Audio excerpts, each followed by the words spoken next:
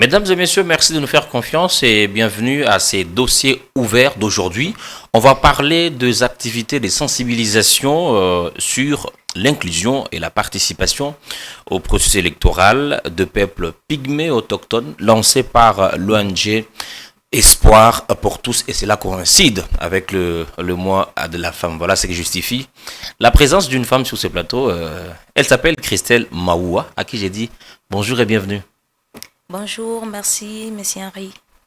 Christelle Maoua est chargée de programme au sein de l'ONG Espoir pour tous, une structure en République démocratique du Congo qui s'occupe de beaucoup de questions au même moment, mais aussi qui plaide pour beaucoup de causes. On va en savoir un peu plus avec Madame Christelle Maoua, qui est notre invitée d'aujourd'hui.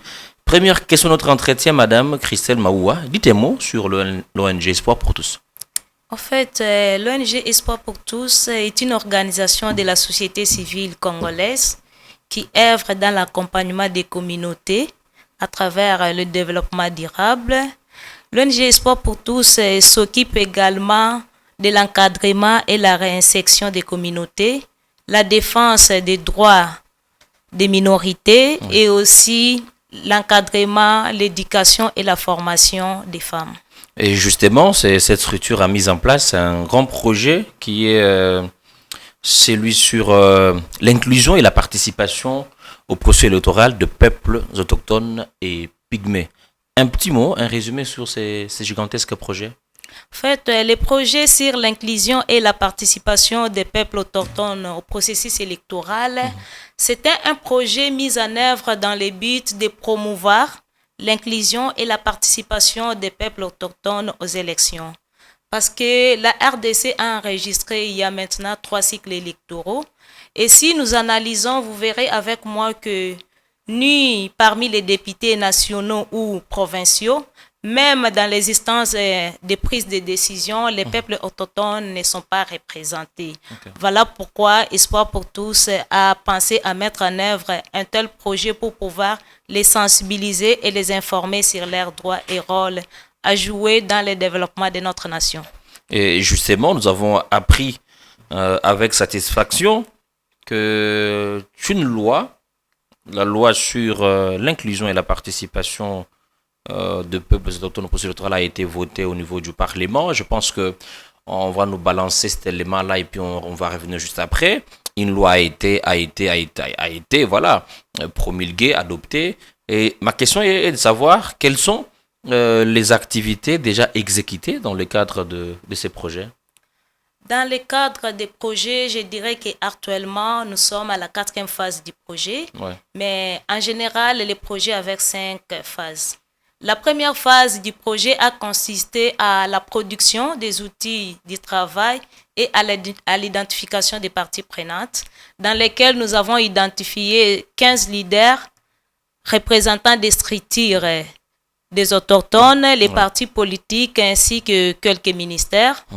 La deuxième phase du projet était consacrée au renforcement des capacités des parties prenantes sur la participation et l'inclusion des peuples autochtones au processus électoral. Lors de cette activité, ont pris part, il y a les représentants des peuples autochtones, comme vous le savez, ils ont aussi des structures et ce sont leurs représentants qui ont pris part à cette activité. Il y a eu quelques députés et aussi les représentants de la CENI, de la MONUSCO et quelques partis politiques.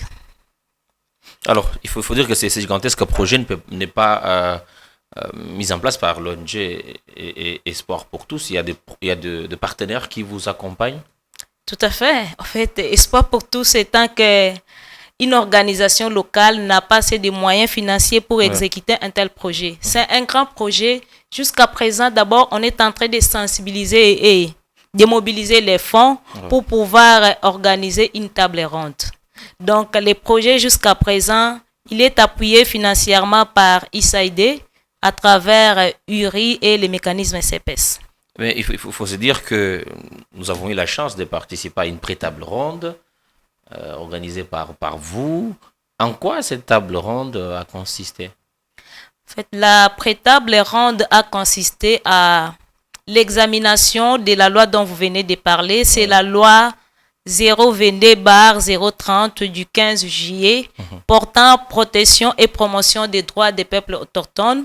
Voilà, c'était même l'objectif de cette table ronde était d'évaluer et d'examiner les mesures d'application prises dans cette loi. Et c'est lors même de la pré-table ronde que nous avons élaboré des messages d'intérêt public qui constituent même la base de notre présence ici sur ces plateaux.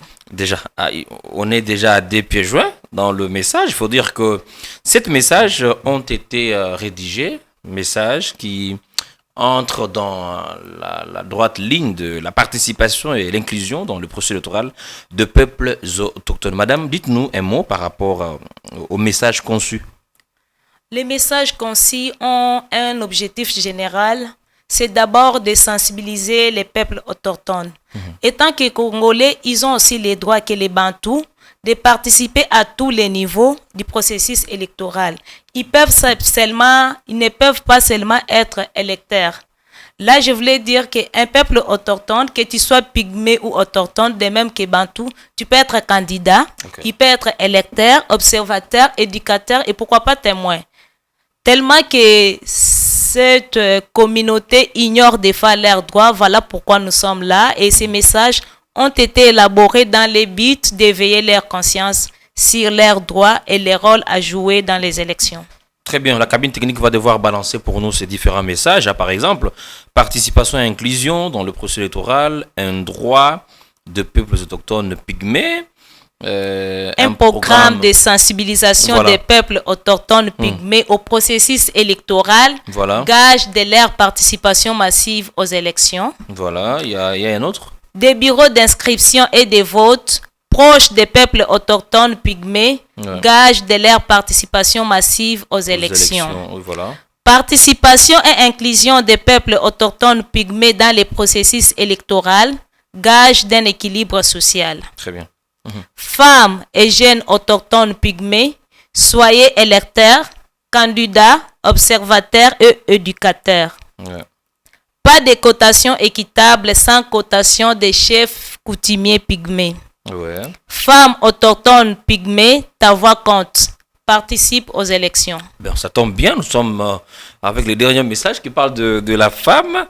Femme autochtone pygmée, ta voix compte. Participe aux élections. Voilà. Les dossiers ouverts d'aujourd'hui, nous parlons justement des activités de sensibilisation sur l'inclusion et la participation au processus électoral de peuples pygmées autochtones, lesquelles activités sont lancées par l'ONG Espoir pour tous. Et justement aujourd'hui, sur ce plateau, dans ces dossiers ouverts, nous avons Madame Christelle Maoua. Elle est chargée de programme au sein de cette ONG Espoir pour tous. Madame, j'ai envie de dire un dernier mot.